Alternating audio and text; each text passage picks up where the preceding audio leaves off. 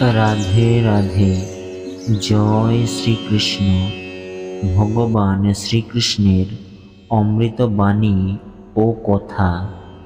নিজেকে ধ্বংস করে নরকের দ্বারে নিয়ে যাওয়ার তিনটে পথ: লালসা, রাগ ও লোভ।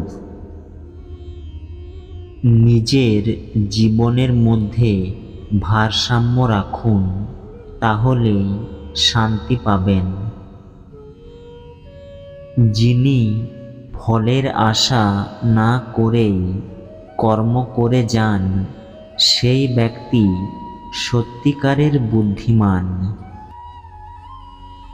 তোমার কাজ করার অধিকার আছে, কিন্তু কর্মফলের অধিকার নেই। যা ঘটেছে তা ভালোর জন্য ঘটেছে, যা ঘটছে তা ভালোর জন্য ঘটছে, এবং যা ঘটবে তাও ভালোর জন্য ঘটবে। যে ব্যক্তি সত্যিকারের জ্ঞানী, তার মনের মধ্যে সবার জন্য সমান স্থান। এরা সব মানুষ, পশু, পাখি সবাইকেই সমান চোখে দেখেন। অতীত ও ভবিষ্যতের চিন্তা করো না, কারণ যা ঘটার তাই ঘটবে।